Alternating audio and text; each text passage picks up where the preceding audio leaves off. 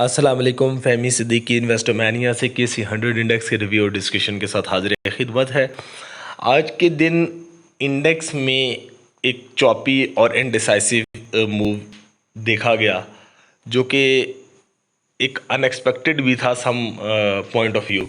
Index ने expected support को तो रिस्पेक्ट किया, लेकिन नेगेटिव जोन में ही ट्रेड करता रहा और अपसाइड के लिए जो पोटेंशियल्स देखा जा रहा था उन एरियाज को टारगेट नहीं किया। That was an unfortunate, but साथ में ये बात भी ध्यान में रखने वाली है कि जो इंडिविजुअल स्टॉक्स आप लोगों को बताए थे वो अपना काम उसी तरह कर रहे थे। लाइक अगर हमने TPLP आप लोगों को बाय कॉल सजेस्ट किया था तो उसमें पॉजिटिव मोमेंटम बनता हुआ नजर आया और उसने पॉजिटिव जोन में क्लोजिंग भी की, अपने हाइस के करीब क्लोज हुआ।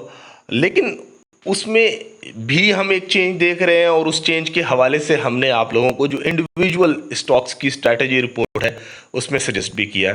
तो अकॉर्डिंग टू डैट उसको फॉलो करना चाहिए। इसी तरह हमने यूनिटी की आप लोगों को कॉल सजेस्ट की थी और उस टाइम जब वो 15 रुपये 90 पैसे के अराउंड ट्रेड कर रहा था, अब तक उसने 18 रुपये 50 पैसे का मूव बनाया, जो कि हमारा एक्सपेक्टेड टारगेट था। 16% का गेन जस्ट 2 सेशंस में हमने बनते हुए देखा।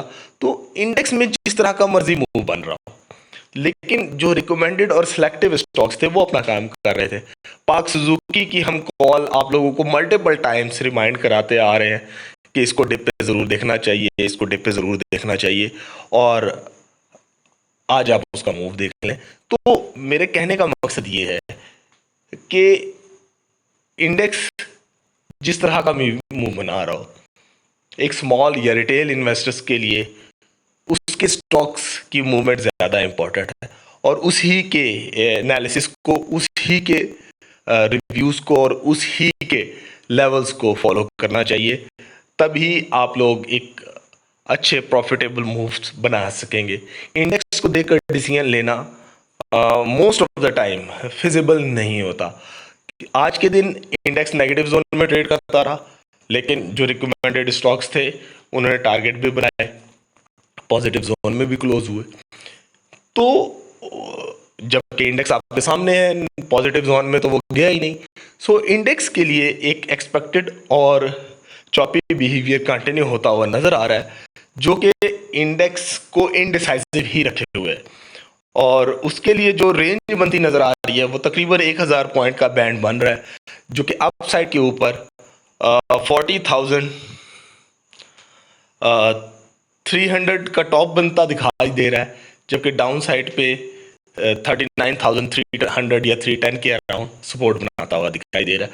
और लग ऐसे रहा है कि इंडेक्स इनडिसाइसिवली थिन रेंज में, इसी रेंजेस के दरमियान आने वाले सेशन में और शायद आने वाले रेस्ट ऑफ द वीक में भी इन्हीं रेंजेस में ट्रेड करता हुआ नजर आए और अब एक कंसोलिडेशन का मूव बनता हुआ नजर आ सकता है।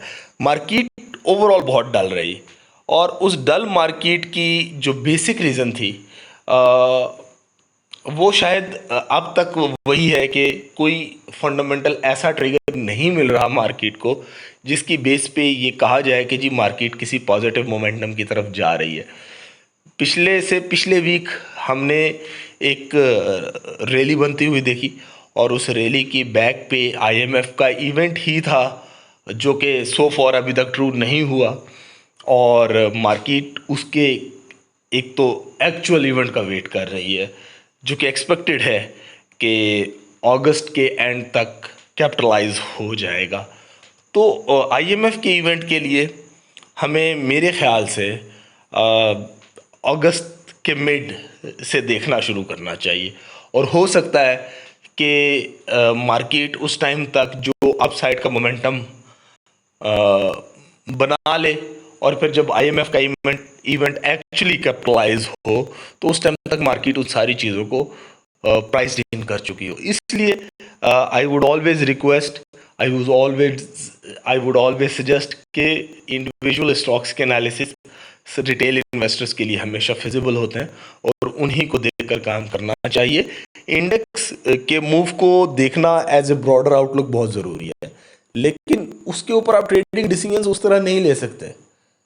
आज भी थोड़ी देर पहले आप लोगों को मिसाल दी कि ऑल्दो इंडेक्स ने नेगेटिव जोन में ही ट्रेड किया, किसी भी तौर पे पॉजिटिव जोन में इंडेक्स की ट्रेडिंग नहीं हुई, और जो रिकमेंडेड या सिलेक्टिव स्टॉक्स थे उन्होंने अपने टारगेट्स भी बनाए और अपने हाइस के करीब भी क्लोज हुए, जिनमें TPLP भी है, जिनमें यूनिटी भी था, जिसमें PSMC भी था।